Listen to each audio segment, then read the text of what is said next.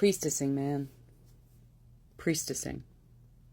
Becoming a priestess, ministering service, initiating training as a priestess, living, embodying priestess life.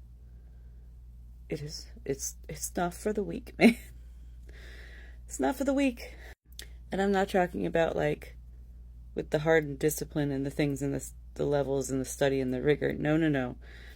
The ways you get broken open. I just posted a video on here about meeting my 15-year-old self. That video was made 24 hours ago. Pardon me. 24 hours ago I made that video about, at the Witch City Tarot Gathering, doing a meditation where the 15-year-old self of myself came forward. And the significance of that version of myself and all of that.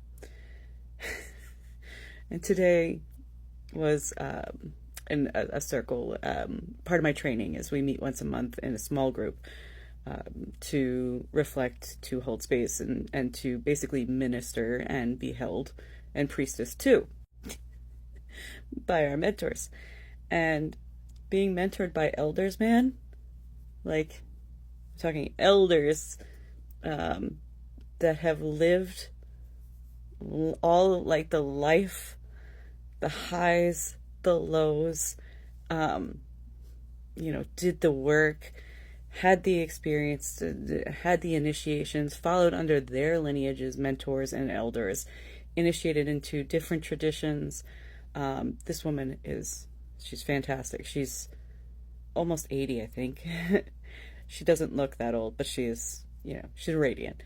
But she's up there, and she's had a rich and varied and very magic and spiritual life.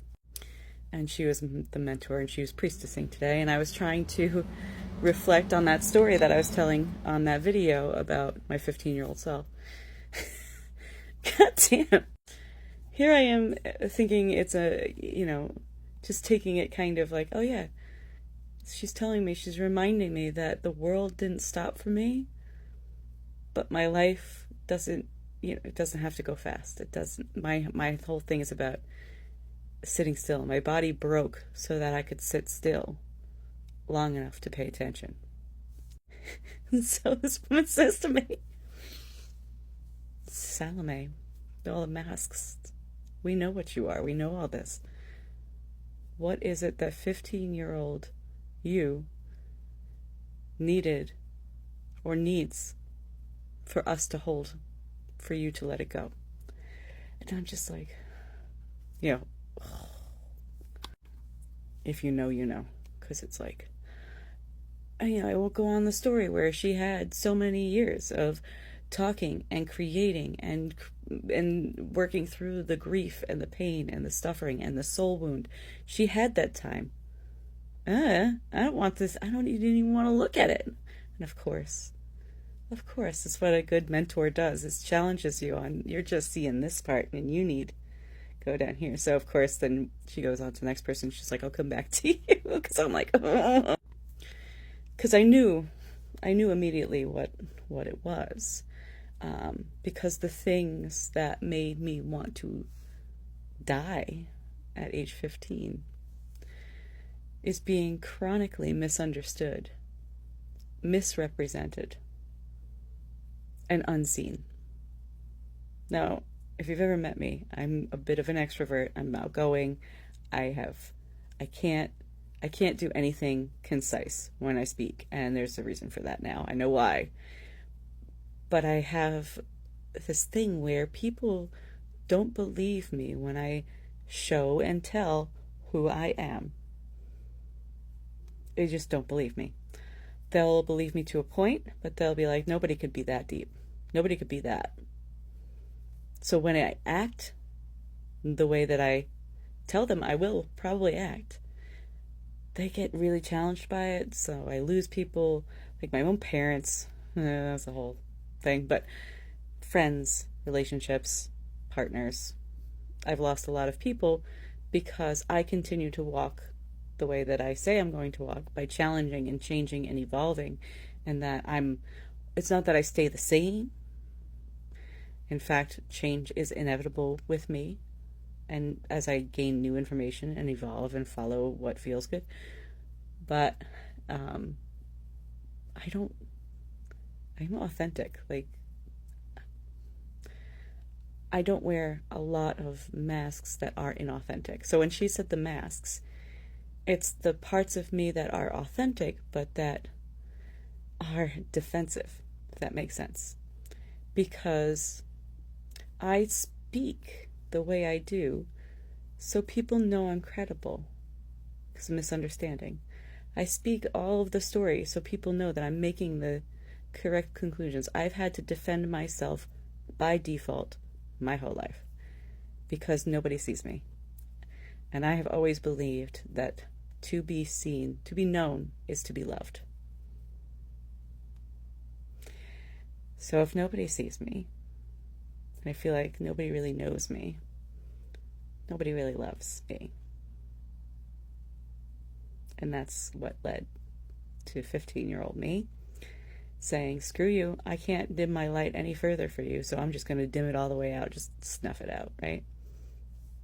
Now I know I'm not going to do that again, but damn.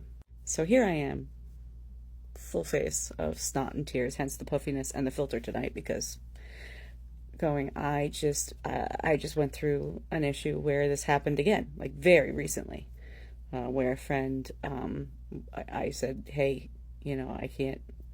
I was authentically calling some behaviors out and authentically being myself. And I'm a bully, an narcissist, blah, blah, blah, blah, blah, blah, blah. All the things. And now I'm being seen in the light that they never saw me, never knew me, didn't believe anything I said. And it was the same. They were the same as everybody else. Basically it. And it hurt so bad because this person was so dear. And I let them in so far. And it just happened again. So, no wonder 15-year-old me had to come out and say, hey, you're going to go it alone for a while. And it's not that I'm locking people out. It's that people really just don't want to believe that you are what you say you are, because that would mean that the possibility is there for them. And I can psychoanalyze all that, but right now I just feel very alone. I always feel very alone. I can be surrounded. And I've had a partner for 20 years now, but married 17 years and still very alone. And that's the part of her that needed to be held. So there's that. But damn, this is what priestessing looks like for yourself. You gotta do it for you first. Well, the shitty thing is, it's like, what do you do with that? Well, right now I'm sitting in it. It's not grief, it's anger. It's frustration. It's stomping my feet and saying it's not fair. But it's not meant to be fixed. It's not meant to be anything yet. It's just got acknowledged. So I said, we'll see what she needs as she goes along. Right now, she just wants to be angry and alone. And she wants to feed that victim mentality where she's like all by herself. Nobody knows me. If they knew me, it's not that they wouldn't love me, it's that nobody has the capability to love the amount and size of what I am.